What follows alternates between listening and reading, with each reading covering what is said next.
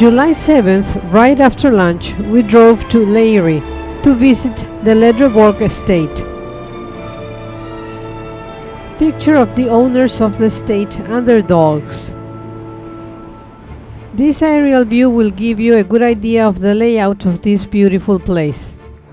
Since we had not made a previous appointment, we could not visit the interior, but the one picture I have posted gives a taste of what the handsome rooms have to offer.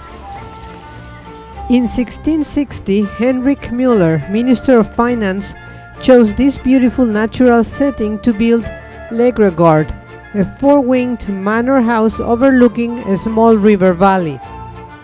In 1739, Lejre Garden was purchased by Count Johann Ludwig von Holstein, State Councillor and Supervisor of the Danish Chancellery. The present owner, Sylvia Munro, is the fourth of 7 daughters of the late Count and is the 8th generation in a direct line of descendants to live at Ledreborg. The Ledreborg estate comprises 3,952 acres of forestry and farmland and is still today very much a working estate and family business. Ledreborg is one of the most perfect examples of an 18th century stately home in Denmark. Furthermore, the surrounding steep wooded landscape allows for an impressive backdrop to the palace. The main building is located on top of a hill and has wonderful views of the lovely park.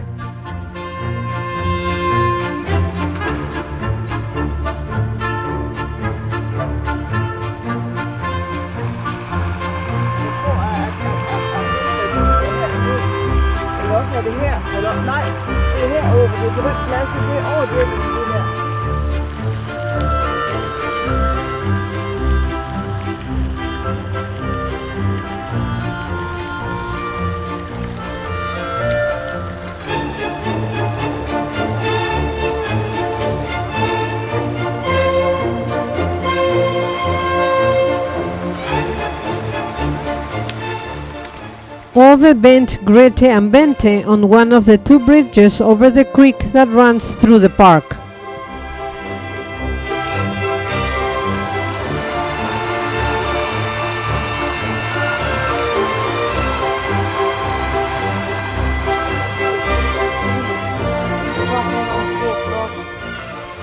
The reflecting pond and fountains. Too bad the water in the pond was full of algae.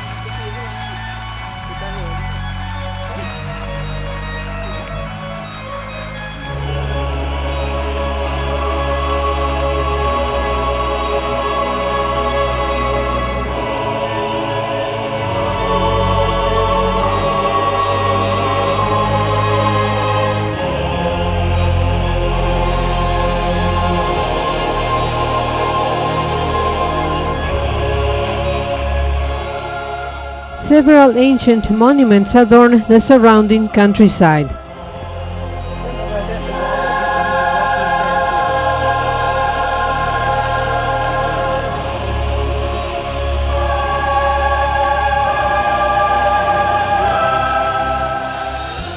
A man-made waterfall and basin.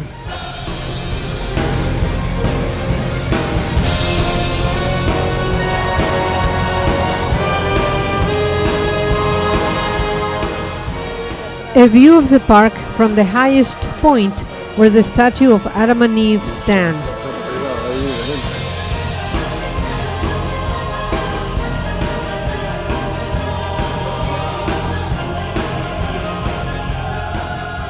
As with all parks and gardens, Ledreborg has slowly changed over the years and generations.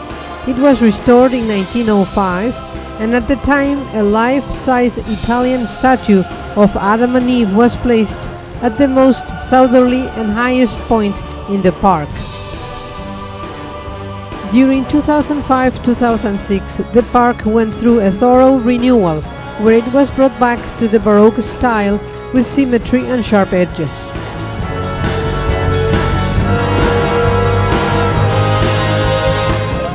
A modern monument very much in contrast with the rest of the art pieces around the park. A peacock carved out of the trunk of a tree stands tall near the Amalienborg gate and says goodbye to the visitors.